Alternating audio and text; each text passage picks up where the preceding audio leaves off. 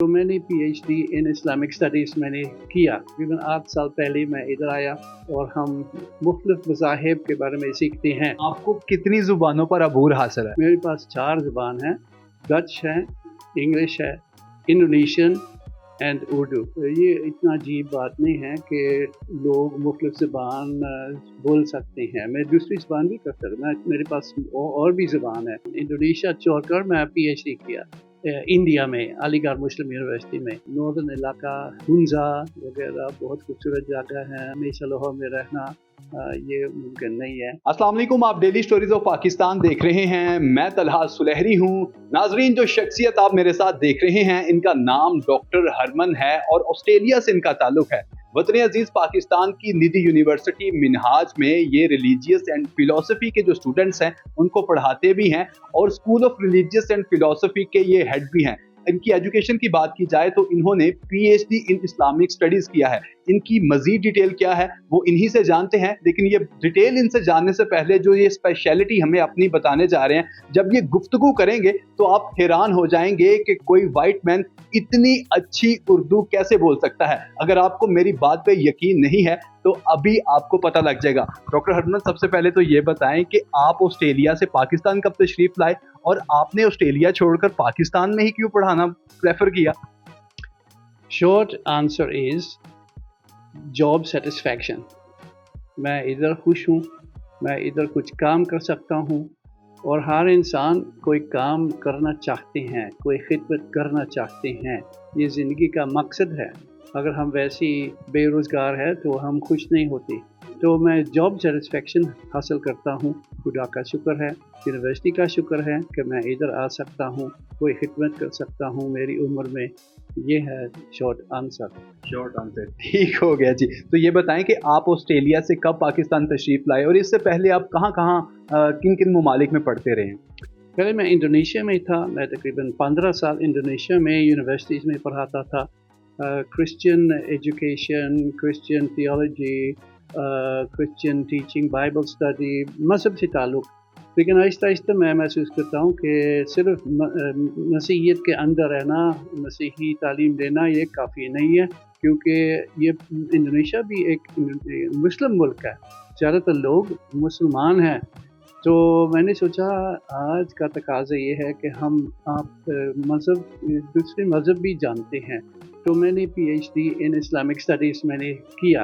पहले मैं UK MA Islamic studies, इसके बाद मैं इंडिया अलीगढ़ मुस्लिम यूनिवर्सिटी में PhD इन इस्लामिक स्टडीज़ मैंने मुकम्मल किया और इसकी वजह से मैं इधर आ सकता यूनिवर्सिटी में, मिनहाज यूनिवर्सिटी में, और ये school of religion and philosophy मुनक़िद कर सकता। तकरीबन 8 साल पहले मैं इधर आया और हम मुख्तलिफ मज़ाहिब के बारे में सीखते हैं, क्योंकि ये मेरा शौक़ है और ये भी आज का तकाज़ा है कि हम दूसरे मज़ाहिब के बारे में जानते हैं।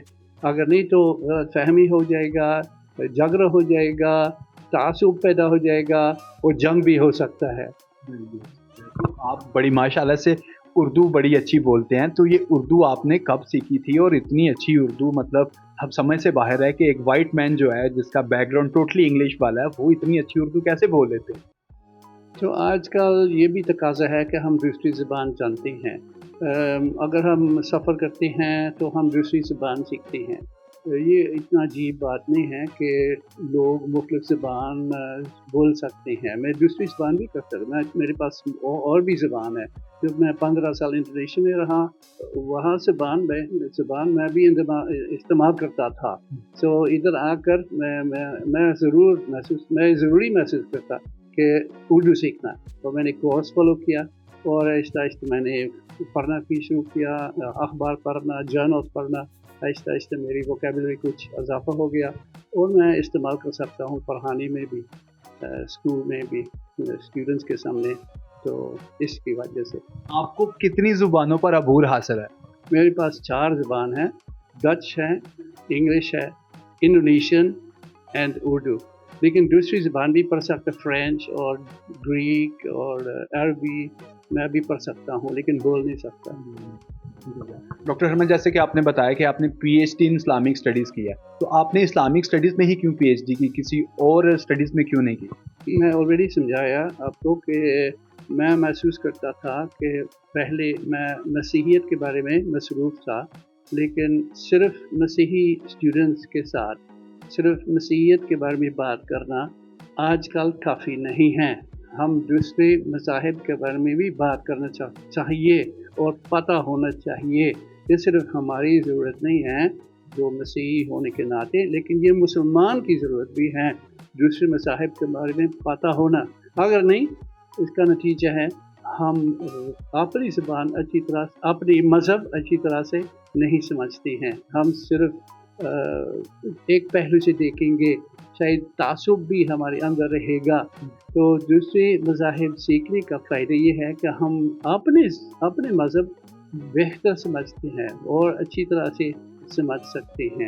یہ بتائیں کہ آپ نے ابھی تک کتنے مذاہب کے بارے میں تعلیم حاصل کی ہے؟ میری اپنی مذہب مسیحیت، لیکن پی ایچ ڈی ان اسلام، اور میں نے بدھزم اور ہندوازم بھی سیکھ لیا، کیونکہ ادھر کورسز ہیں ہمارے اسکول آف ریلیجن اور فلاسفی، کورسز منعقد کرتے ہیں بدھزم کے بارے میں اور ہندوازم کے بارے میں اور جوڈائزم کے بارے میں۔ یا سکھزم میں اتنا نہیں جانتا۔ ٹھیک ہو گیا، سکھزم آپ اتنا نہیں جانتے۔ تو یہ بتائیں کہ یہ جو فلاسفی ہے اس کے بھی آپ ہیڈ ہیں ادھر منہاج میں، تو یہ فلاسفی ہوتی کیا سر؟ فلاسفی یہ وسیع ٹاپک ہے، بہت وسیع ٹاپک ہے۔ ہمارا فوکس ہے مذہب، لیکن یونیورسٹی نے خود یہ ٹائٹل دے دیا ریلیجن اینڈ فلاسفی، تاکہ شاید اس کا مقصد ہے کہ ہم صرف ایک پہلو نہ دیکھیں، ہم وسیع سوچیں، کیونکہ فلاسفی کا مقصد ہے کہ ہم بنیادی بات بھی سیکھیں اور سوال پیدا کریں کہ ہماری زندگی کا مقصد کیا ہے، ہم مذہب کا مقصد کیا ہے، ہمارے ادھر رہنے کا مقصد کیا ہے۔ تو فلاسفی مختلف سوال پیدا کرتے ہیں جو مذہب سے تعلق ہے، تو اس وجہ سے بھی ہم فلاسفی پڑھتے ہیں، لیکن ہمارا فوکس اس مذاہب دنیا کا مذاہب ہیں۔ ٹھیک ہو گیا۔ تو یہ بتائیں کہ جب آپ آسٹریلیا میں تھے تو آسٹریلیا میں کتنی دیر رہے، اور اس کے بعد پھر آپ کب سے آپ نے آسٹریلیا چھوڑ دیا، پھر آپ دنیا کے مختلف ممالک میں کب سے ہیں؟ میری عمر تقریباً 25 تھا جب میں آسٹریلیا چھوڑ کر انڈونیشیا میں آیا۔ تو میں وہاں پڑھاتا تھا، پہلی میں بھی سیکھ لیا وہاں کرسچن تھیولوجی سیکھ لیا انڈونیشیا، اور میں کرسچن مذہب پڑھاتا تھا تقریباً 10 سال سے زیادہ، 15 سال تک۔ اور اس کے بعد میرا شوق یہ پیدا ہو گیا کہ میں دوسرے مذہب کے بارے میں بھی پتہ ہو جائے، اور خاص طور پر اسلام، کیونکہ انڈونیشیا ایک اسلامک ملک ہے اور اسلام دنیا میں کافی کردار کرتے ہیں، تو اس لیے میں نے فوکس کیا اسلام پہ۔ اسلام پہ آپ نے فوکس کیا۔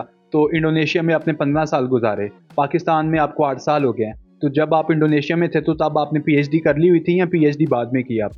نہیں، اس کے درمیان انڈونیشیا چھوڑ کر میں پی ایچ ڈی کیا انڈیا میں، علی گڑھ مسلم یونیورسٹی میں، اور اس کے بعد بھی میں تھوڑی دیر واپس آسٹریلیا چلا گیا۔ میں میلبرن یونیورسٹی میں پڑھاتا تھا چند سال تک، اور اس کے بعد ڈاکٹر حسین مجھے دعوت دیا ادھر آنے کی۔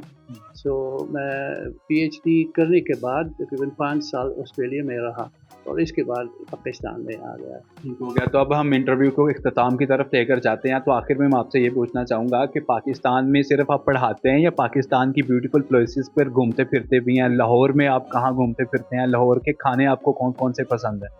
ہاں جی، میں کچھ کھاتا ہوں جو لوگ مجھے دیتے ہیں، اگر مفت ہے میں کھاتا ہوں، لیکن پسند کرتا ہوں زیادہ تر کھانا، میں پسند کرتا ہوں زیادہ تر، سب کچھ نہیں، اور میں سفر بھی کرتا ہوں اگر موقع، پہاڑ جانا اور باہر جانا، ناردرن علاقہ، ہنزا وغیرہ بہت خوبصورت جگہ ہیں، اور آؤٹنگ ضروری ہے نا، ہمیشہ لاہور میں رہنا یہ ممکن نہیں ہے، کچھ دوسری جگہ بھی دیکھنا چاہیے فریش ہونے کے لیے، تاکہ ہم دوبارہ آ سکتے ہیں اور دوبارہ پڑھا سکتے ہیں خوشی سے اور سکون سے۔